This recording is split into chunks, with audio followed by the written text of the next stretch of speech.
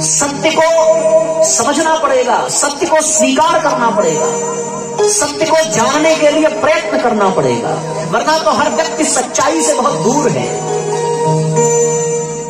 अब ये अगर कथा ही है या इतिहास ही है कि महाराज युधिष्ठिर ने यहाँ प्रश्न किया था, उत्तर दिया था। युधिष्ठिर तो सत्य के पुजारी हैं, सत्य वचन बोलने वाले, जिन्होंने कभी भी भूल से भी कहीं असत्य न बोला हो, भगवान के कहने पर भी असत्य बोलने को तैयार जो न हुआ हो। अब छल पूर्वक उससे असत्य बुलवाया गया हो, विषय अलग है, प्रयत्न करके कि आपको बोलना ही पड़ेगा। और फिर उनके सत्यवादी होने का प्रमाण यही है कि उनके असत्य पर भी विश्वास हो गया। ये इससे बड़ा प्रमाण और क्या हो सकता है? उनके सत्यवादी होने का प्रमाण ये कि द्रोणाचार्य को उनके असत्य पर भी विश्वास हो गया। इससे बड़ा सत्यवादी होने का और प्रमाण क्या होगा? तो फिर हम उस धरती पर हैं जहां ज्ञान यज्ञ में उन्होंने उत्तर दिया जो सत्य के उपासक हैं, सत्य के, और हम सत्य से कोसों दूर हैं। हर व्यक्ति सच्चाई से बहुत दूर है। उसे लगता है कि वो सच्चाई के पास है, वो सब कुछ जानता है, पर उसका जाना हुआ हर चीज, हर बात, हर पदार्थ, हर वस्तु वो उससे काफी दूर है, काफी क्या बहुत दूर है। सत्य से निकट नहीं है, सत्य से बहुत दूर है। सत्य को पहुंचना, जानना, अनुभव करना ही बहुत बड़ी बात होती है। हमारी इंद्रियां जहां तक पहुंचती हैं, हमारी बुद्धि जहां तक पहुंचती है, हमारा ज्ञान जहां तक है, हमारा ये मन जहां तक पहुंच रहा है, हमारी ये त्वचा जहां तक पहुंच रही है, कान जहां तक पहुंच रहे हैं, आंख जहां तक पहुंच रही है, हम केवल उतना ही अनुभव कर सकते हैं, उतना ही जान सकते हैं। लेकिन उसके बाद क्या है, ये जानना बड़ा कठिन है, लगभग असंभव है। तो फिर उसके बाद भी कुछ है, उस सत्य तक हम नहीं पहुंच पा रहे। यदि सत्य तक पहुंच गए होते तो फिर वो परम सत्य अब तक हमारी हृदय में होता है, इसमें कोई दो राय नहीं। और हम लोग सत्य से बहुत दूर हैं, तो फिर परम सत्य तक कहां से पहुंच पाएंगे? विचार करके देखो, हम लोग जो कुछ देखते हैं, जो सुनते हैं, जो अनुभव करते हैं, क्या वो पूर्ण सत्य है? यदि पूर्ण सत्य जानना हो तो फिर इस पर प्रश्न चिन्ह लग जाता है कि भैया वो पूर्ण सत्य तो नहीं हो सकता। इंद्रियों के आधार पर जो हमें अनुभव हो रहा है वो पूर्ण सत्य नहीं है। आपको उदाहरण मैं बताऊं, ये जो आवाज आप हमारी सुन रहे हो, ये निकल कहां से रही है? हमारे पास से निकल रही है, पर आपको सुनाई कहां से दे रहा है? हमारे पास से सुनाई दे रहा है क्या? बताइए, आपको आवाज कहां से सुनाई दे रही है? आपको आवाज सुनाई दे रही है साउंड बॉक्स में से। सत्य क्या है? बोल मैं रहा हूं, पर मेरी आवाज आप मेरे पास से नहीं सुन रहे हो। साउंड बॉक्स आवाज पहुंचा रहा है, पर वो बोल नहीं रहा है। दोनों में अंतर हुआ कि नहीं हुआ? सत्य क्या है कि मैं बोल रहा हूं, पर मेरी आवाज नहीं आप तक पहुंच रही है। और ये भी सत्य है कि वो साउंड बॉक्स बोल नहीं रहा है, पर उसकी आवाज आप तक पहुंच रही है। आपके कान वहां सुन रहे हैं, हमें नहीं सुन रहे हैं। तो फिर आपके द्वारा सुना गया जो कुछ है, वो फिर सत्य कहां हुआ? यदि आप मेरे बोलने पर मेरी आवाज को सुनते वहां बैठ करके, तो आपको ठीक लगता कि हाँ ये बोल रहे हैं, पर मैं जो बोल रहा हूं वो मेरे पास से आप कहां सुन पा रहे हो? और जो बोल नहीं रहा है उसकी आवाज आप सुन रहे हो, है ना? हम लोग कोई सिनेमा देखने जाते हैं तो जो कलाकार हैं, एक्टर और एक्ट्रेस, वो लिपसिंग करते हैं, अपने होठों को हिलाते हैं और गाने चलते रहते हैं, वो नृत्य करते रहते हैं, पर नाचते हुए गाना ये असंभव है। आप सोच करके देखो, अरे हाँफने लगेगा आदमी, हाँफने लगेगा तो लय टूटेगा, ताल टूटेगा, सुर बिगड़ेंगे, पसीना आएगा, पर उनको ना कभी पसीना आता है, ना उनके सुर बिगड़ते हैं, ना ताल बिगड़ता है, वो गाए जा रहे हैं नाचते हुए भी। सच्चाई क्या है? हम सब जानते हैं कि गायक कोई और है, उस गीत पर वो केवल ओठ हिलाते हैं। अब जो ओठ हिल रहे हैं वो गा नहीं रहे हैं, और जिन्होंने गाया उससे ओठ हिल नहीं रहे हैं, तो सत्य कहां हुआ? तो हमारे ये जो कान हैं, ये कहां सत्य तक पहुंच पा रहे हैं? कान की तो अपनी एक क्षमता है, 20 से लेकर के 20,000 हर्ट्ज की आवाज ही केवल ये कान सुन सकते हैं। उससे ना नीचे के सुनेंगे, ना उससे ऊपर की सुनेंगे। इसलिए हमारे कान सुन नहीं पाते। तो आपका कान आपको सत्य का बोध करा ही नहीं सकता। लोग कहते हैं साहब जो कानों से सुन लिया वही सत्य है। अरे वो सत्य नहीं है, क्योंकि कान पे विश्वास कैसे करोगे आप? आपके कान तो यही धोखा दे रहे हैं सत्संग पंडाल में। स्पष्ट हो रहा है ना? विचार करके देखो, क्योंकि आपके कानों को मेरी आवाज सुनाई देनी चाहिए थी, लेकिन आप सुन रहे हो लाउड स्पीकर की। इसलिए भैया सत्य को इंद्रियों से समझा नहीं जा सकता। आप अगर गहराई से चिंतन करके देखें तो हम सबकी स्थिति मृग मरीचिका जैसी है, जो रात के चांदनी में रेत चमकती हुई रेत के पास इसलिए दौड़ करके जाता है कि उसे लगता है कि वहां पानी है, पर जब पहुंचता है तो देखता है कि वहां पानी नहीं है। वो रेत तो रात की चांदनी के कारण चमक रही थी। वही स्थिति आज हर जीव की है। वो रेत के चमकने से पानी समझ करके हिरण की भांति दौड़ता है, कभी इधर कभी उधर, कभी इस भोग में कभी उस भोग में, कभी इस इंद्रियों के सुख में कभी इस इंद्रियों के सुख में, कभी मन के नाते इधर कभी उधर, लेकिन वो मृग मरीचिका की तरीके से भागता रहता है। उसे कहीं भी उस पूर्ण सत्य का अनुभव नहीं हो पाता। उसका अनुभव करना हो तो क्या करना पड़ेगा? विचार करके देखो। फिर उस सत्य को इंद्रियों के सहारे नहीं जाना जा सकता, इंद्रियों के सहारे अनुभव नहीं किया जा सकता। हम लोग बाजार से सामान खरीदते हैं, तो बाजार से सामान खरीदा ये बता करके कि हमें इतने वजन में चाहिए, 1 किलो दाल चाहिए। कोई भी पदार्थ आप खरीदते हो और वो पदार्थ आपको वजन करके देता है, वो 1 किलो। अब आप कल्पना करके देखो, क्या वो वजन सही है? आप तो 1 किलो तौल करके ले लिए, वो 1 किलो का वजन जहां आपने तौला वहां सही है या नहीं, इस पे भी प्रश्न है। अगर आप गहराई में जाकर के देखें तो उसी दाल को आपने इस पृथ्वी पर तौला तो वो 1 किलो मिला, फिर यहां से 3.5 मील ऊपर जाकर के देखो तो फिर वो अपने आप उसका वजन घट जाएगा।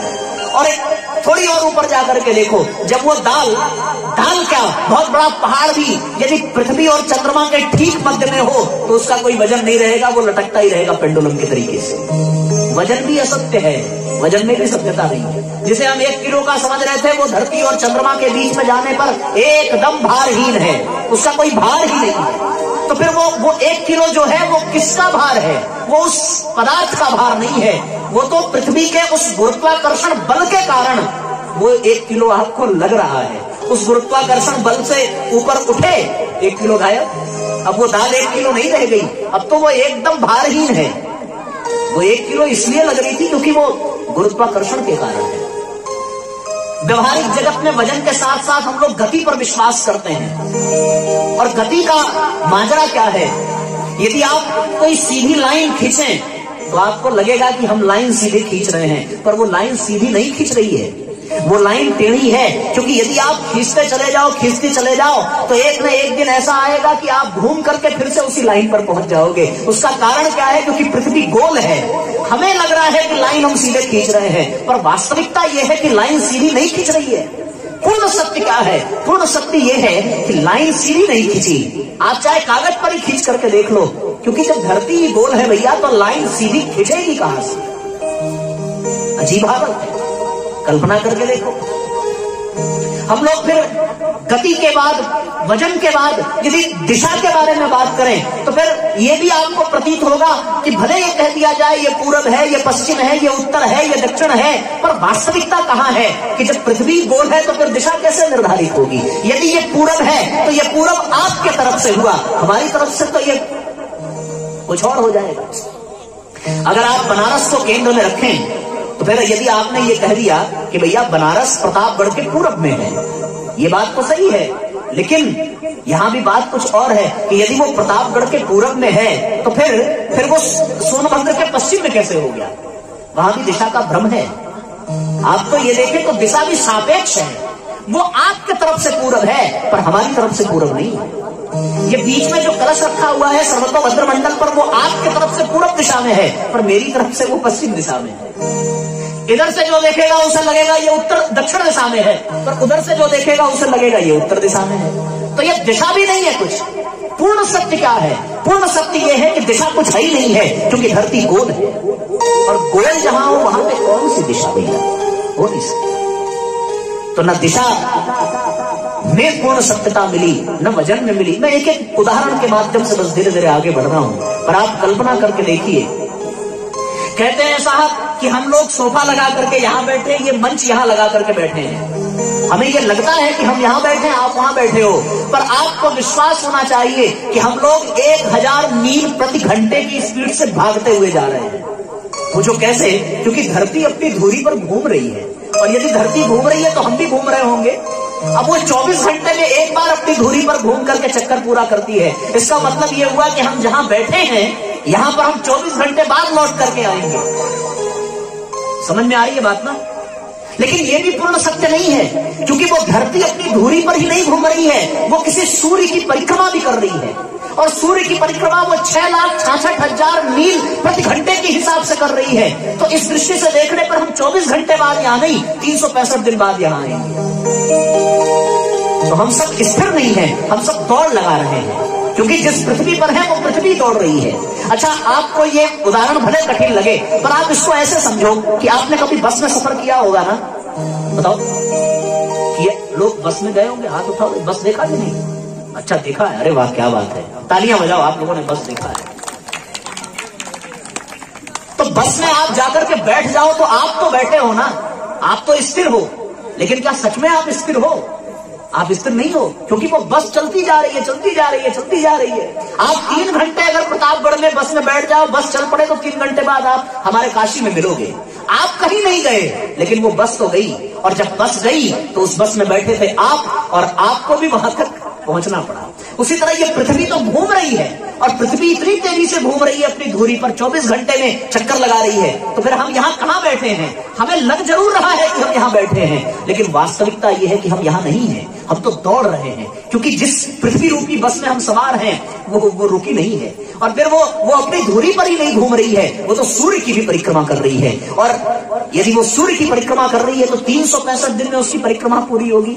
लेकिन इतना भी सत्यपूर्ण सत्य नहीं है, क्योंकि वो सूर्य भी किसी महासूर्य की परिक्रमा कर रहा है। और गहराई में चलो तो आपको यह पता चलेगा कि वो महासूर्य भी किसी अति सूर्य की परिक्रमा कर रहा है। तो ऐसी दृष्टि में हम लोग एकाध जन्म में कभी कभार उसी स्थान पर वापस लौटें, शायद जहां पर थे। ये वाली स्थिति है। तो हम लोगों की ये जो मन स्थिति है पूर्ण सत्य से कोसों दूर है। हम लोग सूर्योदय और सूर्यास्त की स्थिति को देखते हैं, पर जो विज्ञान से जुड़े उन्हें पता होगा कि सूर्य की किरण सूर्य से धरती पर आने में 8 मिनट का समय लगता है। मतलब ये हुआ कि हमें वो किरण दिखती है 8 मिनट के बाद, और हम उसी 8 मिनट वाले पल में सूर्य को उदय होता देखते हैं। और सच्चाई ये है कि वो 8 मिनट पहले ही उग चुका है, तभी तो उसका प्रकाश 8 मिनट बाद आपके पृथ्वी तक पहुंचा। जो तारे हम ऊपर देख रहे हैं, क्या वो उसी स्थिति में हैं? इसमें भी संदेह है, क्योंकि ऐसे बहुत से तारे हैं जो सैकड़ों वर्षों पहले विलुप्त हो गए, लेकिन उनका प्रकाश यहां तक पहुंचने में सैकड़ों वर्ष लगता है, इसलिए वो आज भी हमें चमकते हुए दिखाई पड़ रहे हैं। सत्य को हम इन इंद्रियों से नहीं समझ सकते। कुल मिलाकर कहने का तात्पर्य क्या है? तात्पर्य ये है कि हमारी आंख जो देखती है वो सत्य नहीं है, हमारे कान जो सुनते हैं वो सत्य नहीं है, हमारी जो ये इंद्रियां महसूस करती हैं वो सत्य नहीं है। हम लोग सत्य से बहुत दूर हैं, आपको ये मानना पड़ेगा। और जो उदाहरण मैंने दिया है उस पर यदि गहराई से चिंतन करें तो सच में लगेगा कि हे भगवान, हम लोग तो कितने अंधकार में जी रहे हैं, हम लोग कितने अविश्वास में जी रहे हैं। आप इस त्वचा पर विश्वास करते हो ना, आप पानी में हाथ डालो, पानी आपको ठंडा लगेगा, लेकिन उसी पानी में हाथ डालने से पहले आप 2 मिनट तक बर्फ अपने हाथ में ले लो, तो अब वो पानी आपको गर्म लगने लगेगा। फिर ये त्वचा भी आपको झूठ ही बोल रही है। बात समझ में आ रही है? ठंडी में वही पानी गर्म लगता है, और गर्मी में वही कुएं का पानी ठंडा लगता है। फिर त्वचा जो हमें ये ठंडे गर्म का आभास करा रही है, इसमें कहां सत्यता है? विचार करके देखिए, कल्पना करके देखिए। तो साथियों, बात इतनी है, हम जो आंखों से देख रहे हैं वो भी सत्य नहीं है, क्योंकि जो पानी हम पी रहे हैं उसको आप माइक्रोस्कोप से देखिए तो उसमें सैकड़ों जीवाणु, कीटाणु, विषाणु विद्यमान हैं, वो हमें दिखते नहीं है। क्यों? क्योंकि आंखों की क्षमता ही नहीं है। अरे अर्जुन को भी भगवान का विराट स्वरूप तब दिखा जब उसको दिव्य दृष्टि भगवान ने प्रदान की। जब तक दिव्य दृष्टि नहीं प्रदान हुई तब तक अर्जुन के नजर में कृष्ण सखा ही थे, कृष्ण अपने भाई ही थे, कृष्ण सुभद्रा के भाई ही थे, अपने साले ही थे और इसके अतिरिक्त कुछ नहीं थे। पर जब दिव्य दृष्टि मिली तब पूर्ण सत्य पता चला कि अरे ये तो साक्षात ब्रह्म है, जन्म कर्म चमे दिव्यम, और ये तो नर नारायण है साक्षात। वो पूर्ण सत्य कब मिला? जब दिव्य दृष्टि मिली। आपको ये प्रतीत होता है कि हम सभी के आपस में संबंध है, रिश्ते हैं, ये किसी के पिता हैं, किसी के दादा हैं, किसी के चाचा हैं, पर वास्तव में ये कौन है, ये कौन जानता है? ये किस जन्म में ना आपके दादा हैं, पिछले जन्म में हो सकता है यही आपके बेटे रहे हो। पूर्ण सत्यता कहाँ है? ये वाला शरीर आपको दादा लगेगा, पर इस शरीर में जो जीवात्मा है वो पिछले जन्म में आपके पिता रहे होंगे, आपके भाई रहे होंगे, हो सकता है अगले जन्म में वो कुछ और हो जाएं। पूर्ण सत्य क्या है? पूर्ण सत्य तो यही है कि ये दादा नहीं है, इनका ये वाला शरीर दादा जैसा है। इस शरीर को हम देखेंगे तो बार बार दादा दादा दादा कहेंगे, लेकिन यही जीवात्मा यदि इस शरीर को छोड़कर दूसरे में प्रवेश करे, दादा बदल गए, अब दादा नहीं रहे। शरीर बदला, संबंध बदल गया। तो अब बताओ भैया सत्य कहाँ है? हम लोग आज तक किस सत्य में जी रहे हैं? किस बात को हम सत्य मान रहे हैं? कल्पना करके देखिए तो फिर निकल करके आएगा कि हमारा जीवन घोर असत्य में डूबा हुआ है, घोर अंधकार में डूबा हुआ है। ऐसी स्थिति में विचारणीय प्रश्न है कि हम क्या करें, कैसे हम उस परम सत्य को अनुभव करें, कैसे हम उस परम तत्व को अनुभव करें, क्योंकि उसे अनुभव करने में ये इंद्रियां सक्षम नहीं है, ये मन सक्षम नहीं है, ये बुद्धि कमजोर पड़ जा रही है, ये त्वचा जिसकी चर्चा मैंने आपसे की वो भी धोखे में ही रखती है, ठंडे को गर्म, गर्म को ठंडा वो बता रही है। कल्पना करके देखिए। तो फिर साथियों मामला क्या है? मामला बस इतना ही है कि यहाँ उस परम सत्य पर वो माया का पर्दा पड़ गया, जिस माया के पर्दे के कारण जो सत्य है वो असत्य प्रतीत हो रहा है, और जो असत्य है वही सत्य प्रतीत हो रहा है। तो मैं फिर से उसी विषय की ओर आपका ध्यान आकृष्ट करूं कि सत्संग में, प्रवचन में, पंडाल में इसलिए भी जाना जरूरी है कि कम से कम आप पूर्ण सत्य का थोड़ा बहुत अनुभव तो कर सको, उस माया के पर्दे के थोड़ा ऊपर झांक तो सको, उसे थोड़ा हटा तो सको, उस दिव्यता को अनुभव तो कर सको। आपको लगेगा कि ये व्यक्ति धनी है, पर ये सत्य है क्या कि वो धनी है? अरे वो धनी इसलिए है क्योंकि उसको आपने अपने से तुलना करके देखा, किसी और बड़े धनी से उसकी तुलना करके देखो तो वो गरीब लगेगा। विचार करके देखो, आपको लगेगा कि ये माता बहुत सुखी है, लेकिन वो इसलिए सुखी है क्योंकि आपने किसी दुखियारी से इसकी तुलना कर दी, कोई इससे भी ज्यादा सुखी होगा तो ये आपको दुखी जान पड़ेगी, है ना? सच्चाई क्या है? वो सुखी है क्या? नहीं, वो तो अपनी स्थिति में है, पर उसके सुख और दुख सापेक्ष हैं, वो उसका अपना कुछ नहीं है। वो मान ले कि वो सुखी है तो है, वो मान ले कि वो दुखी है तो है, पर सच्चाई ये है कि न वो सुखी है न वो दुखी है, वो दूसरों की तुलना में सुखी और दुखी है। सत्य तो ये कहता है। आप कल्पना करके देखिए, डाकू सबसे बड़ा बेकार आदमी है, लेकिन चोर उससे अच्छा है, क्योंकि चोर में कम से कम सहानुभूति तो होगी। तो डाकू चोर से भी गया गुजरा। अब जिस चोर को हम अच्छा समझ रहे थे, उस चोर से भी अच्छा उठाई गिरी है। कम से कम वो तकलीफ तो नहीं देगा, केवल झूठ ही बोलेगा, केवल धोखा ही देगा, सामान को तो नहीं चुराएगा। तो हम उस चोर को जो उठाईगिरी से अच्छा समझ रहे थे और उठाईगिरी को भला समझ रहे थे, वो उठाईगिरी भी अच्छा नहीं है, क्योंकि उससे अच्छा तो वो सामान्य नागरिक है जो झूठ भी नहीं बोलता। अब वो सामान्य नागरिक क्या सच में अच्छा है? अरे नहीं भैया, सामान्य नागरिक से तो अच्छा संत है जो आपको कल्याण के पथ पर भेज सकता है। तो क्या वो संत भी अच्छा है? ना ना ना ना ना, वो संत भी अच्छा नहीं है, क्योंकि उससे भी अच्छा कोई महासंत है जो जिसने उस संत को भी जन्म दिया है। कल्पना करके देखो, तो क्या वो महासत्य भी अच्छा है क्या? अरे नहीं भैया, उस महासत्य से भी कोई और अच्छा है जो आत्म संयमी है, जिसको आत्म साक्षात्कार हो चुका है। तो क्या वो आत्म साक्षात्कार जिसको हुआ वो सच्चा, वो अच्छा? नहीं, वो नहीं अच्छा, उससे भी अच्छा, उससे भी सच्चा तो वो परमात्मा है जिसका दर्शन करने के लिए उसने आत्म साक्षात्कार किया। तो यहाँ कौन सत्य है, कौन अच्छा है? कल्पना करके देखो। तो वो पूर्ण सत्य कब दिखेगा? उस पूर्ण सत्य का कब अनुभव होगा? वो पूर्ण सत्य कौन है? तो बात बस इतनी सी है कि अगर उस सत्य को इस पदार्थ में, इन इंद्रियों से, इन मन से, इस बुद्धि से ढूंढा जाए तो फिर वो अनुभव में नहीं आ सकता, कभी भी नहीं आ सकता। उस सत्य को जानना हो तो उस परम सत्य के शरण में जाना पड़ेगा। फिर भागवत उस परम सत्य को ये कहता है, सत्यव्रतम सत्य परम त्रिसत्यम सत्यस्य योनिम निहितम च सत्ये सत्यस्य सत्य मृत सत्य नेत्रम सत्यात्मकम त्वाम शरणम प्रपद्ये। वो पूर्ण सत्य है, पूर्ण सत्य, जिसे हम यज्ञ में कहते हैं पूर्णमिदः पूर्णमिदं पूर्णात् पूर्णमुदच्यते पूर्णस्य पूर्णमादाय पूर्णमेवावशिष्यते पूर्णादर्वी परापत सुपूर्णा पुनरापत वस्नैव विक्रणवः समूर्जित्वम्। वही पूर्ण सत्य है, वही पूर्ण है, उसके सिवा और कुछ भी पूर्ण नहीं है। अगर वो अनुभव में नहीं आया तो फिर सारी चीजें अपूर्ण ही हैं।